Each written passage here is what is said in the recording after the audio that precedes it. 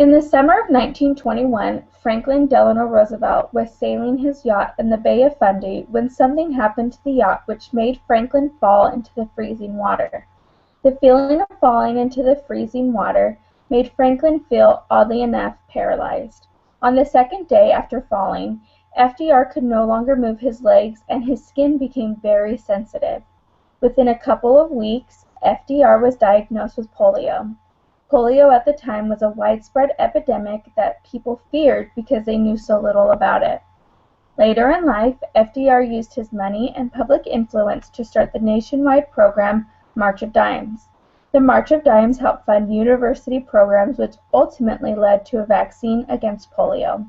According to immunizationinfo.org, before the polio virus, 13 to 20,000 people were paralyzed by polio, and about 1,000 people died from it each year in the United States alone. Many families were affected by this disease that struck without warning and created a culture of fear throughout the United States. The first polio vaccine went into use in 1955, 34 years after FDR was diagnosed with polio. What if this vaccine had never been invented? What if this life-saving tool was invented and people didn't take advantage of it?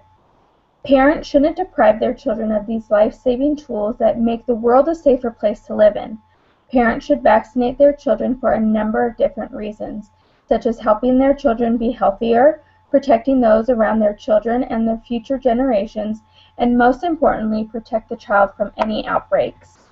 Parents are, of course, concerned about their child's health, but this concern can go either way in vaccinations. There are some parents who believe that vaccinations are the right thing to do for their child's health and safety, but other parents believe that vaccines have more of a risk to do more harm than good. I believe that there are more positive outcomes and reasons to vaccinate children rather than not. Although there are many reasons why parents should vaccinate their children, first and foremost is the overall health of the child.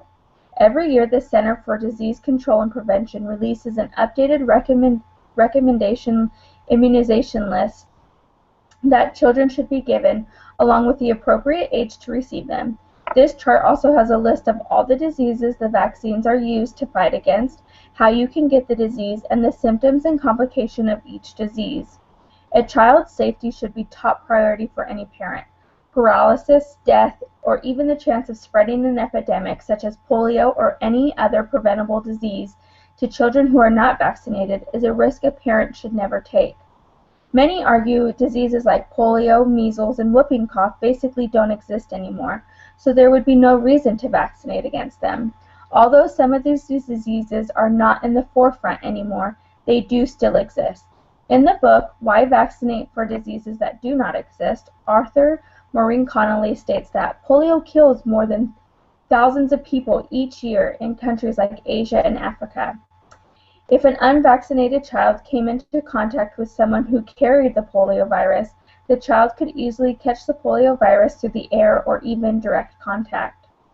Some parents don't like giving their children more than 1 or 2 vaccines at the same time. They fear that too many antibodies or antibiotics can cause an unnatural change in their children. The CDC is aware of this fear and actually has a vaccine schedule on their website that allows parents to schedule out their children's vaccines at a pace they want. This is a win-win situation, as the parent is in control of what vaccines the child is getting and the child is being vaccinated against deadly viruses and diseases. Not only are vaccines good for the safety of your child, but they are also good for the safety of the world and future generations. In 2009, a new flu virus was affecting people all throughout the world and killed more than 16,000 people in 213 countries, the H1N1 flu virus. Even though the H1N1 was a brand new virus, it is easy to see how fast and easy it is for a virus to spread. By receiving the recommended vaccines, each parent and child are taking their first steps to disease prevention. This is key to preventing future epidemics that can kill over 16,000 like the H1N1 virus did. When a child is vaccinated, it doesn't mean that they are never going to get sick, but they will be protected against the viruses that could cause major health problems for them and those that surround them. Another safety concern to those parents who choose not to vaccinate their children is the measles, mumps, rubella, the MMR vaccine that has been said to cause autism to occur in children. The Dr. Andrew Wakefield claimed that the MMR vaccine did in fact give children autism after he had stories of children becoming autistic after vaccination. This story quickly made headlines and spread like a virus throughout the world, making parents question the whole vaccination process.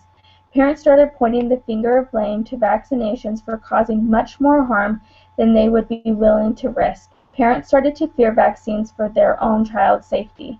In 2010, the medical journal which published Andrew Wakefield's autistic finding retracted the study, stating Wakefield's research had not been honest and was not scientifically accurate.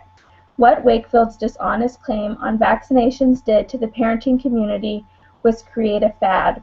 Wakefield made every parent or soon-to-be parent question life-saving techniques, but it also made them do research, which every parent should do. The number of preventable outbreaks is growing and may astound and scare those parents who do not vaccinate their children.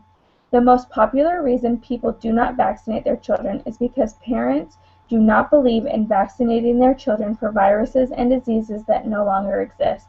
They do. In fact, according to the U.S. Centers for Disease Control and Prevention, California is again at the gripes of a whooping cough outbreak, and this time it is even worse. The state is facing its worst outbreak in 70 years and has nearly 1,000 more cases than it did in 2010. As of November 26th of this year, this state had 9,935 reported cases. The DTaP vaccine was introduced in the mid-1940s, yet in 2014 there are still people threatening their children's lives and the lives of those around them when it all could be prevented with just one shot. The most important thing that you should do is educate yourself on all vaccines, whether for or against. Do not let the hype of a celebrity or well-known doctor give you your opinions on what is best for your child. Vaccinations are a crucial element in the child's health and essential to worldwide health.